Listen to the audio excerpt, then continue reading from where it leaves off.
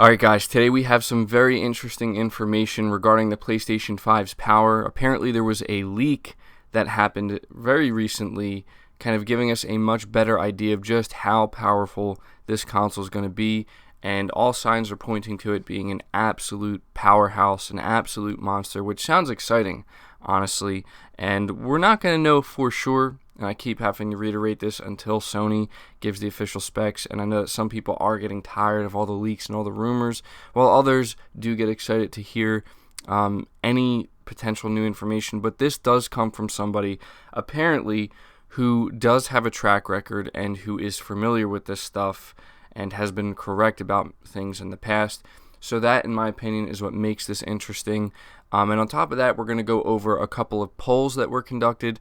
One was done by IGN, one was done by myself on my YouTube channel here with a community post, and I thought we would compare them, and that poll has to do with which PS4 exclusive games people are most excited for, and I think some of the results may actually surprise you. So, yeah. Starting with the PlayStation 5 here, it says early performance tests of the PS5's internals were allegedly leaked by a notable PC parts insider who goes by the name Tom Apisak. I have no idea if I'm pronouncing that right, from Twitter. The leaker claims to have access to industry databases and has a track record successfully tweeting out results of various unreleased CPUs and GPUs in the past. Early Tuesday morning, the leaker unveiled alleged results from the PS5's ongoing performance tests, which reveal how it stacks up against its predecessor and other top-of-the-line PC gaming cards. AMD has confirmed that it's building a yet-to-be-revealed CPU and GPU system for the PS5 using a recently unveiled chip architecture. Since January, Apisak has had a hunch that the chipmaker codenamed the PS5 system on chip, or SoC, Gonzalo. On Tuesday, they tweeted Gonzalo's results on a 3D Mark Firestrike benchmark test, and it was 4 times as powerful as the PS4. So if you actually read the tweet, it says the score is hidden. I only see the overall score. PS4, rough score 5,000. Gonzalo, score 20,000 up.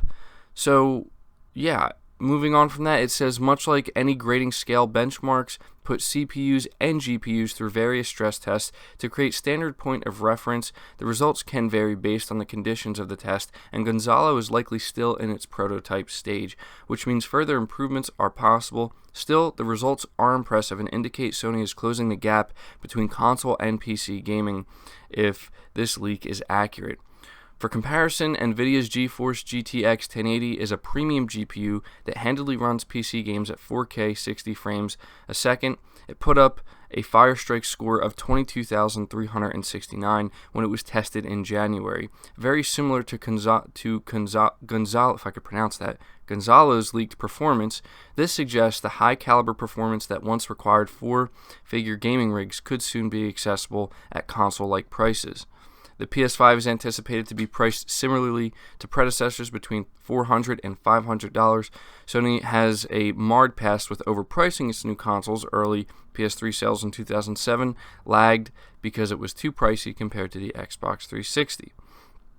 So, yeah, this is pretty interesting, honestly. I'm not too into the technical side of things, like, benchmarking and whatnot, but this article I think did a good job of just breaking down essentially what it means, where it's like, the better score it gets, the more powerful it's going to be, the more compute power there is, and just the more raw power, I guess we could say.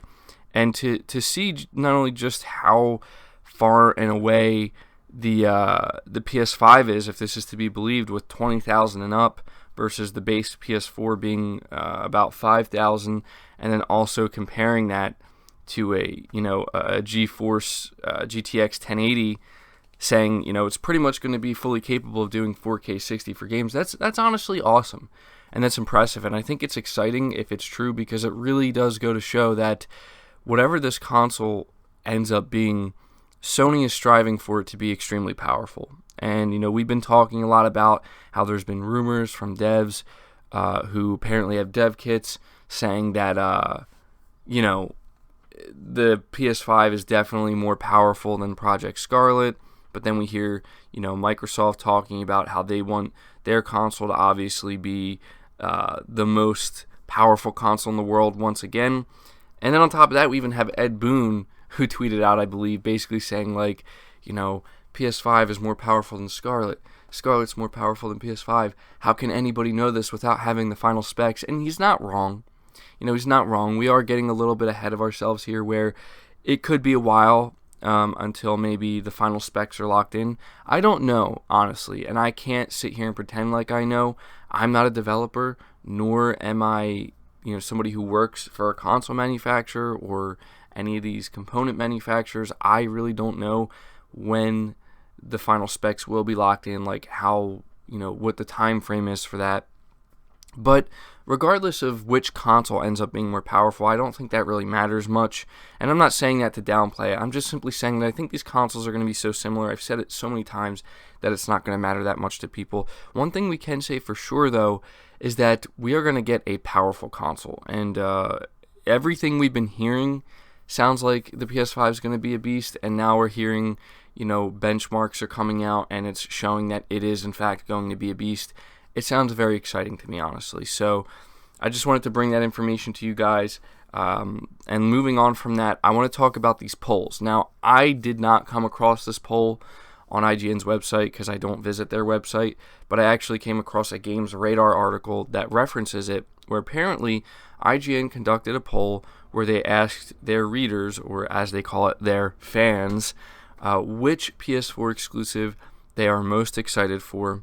And I think they had a total of about 20,000 votes, and the games that they listed were The Last of Us Part 2, Death Stranding, Final Fantasy VII Remake, and Ghost of Tsushima.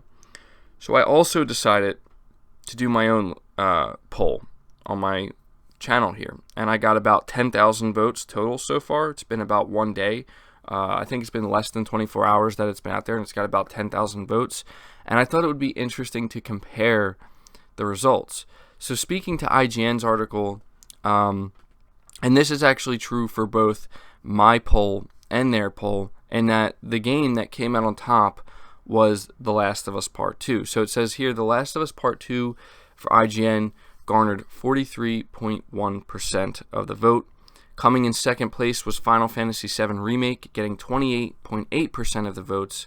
And then in third place was, surprisingly, Ghost of Tsushima, with 14.8% of the votes. And then in last place, which was very surprising to me, was Death Stranding with only 13.3% of the vote. So this was definitely surprising to me to see like how low on the list Death Stranding was.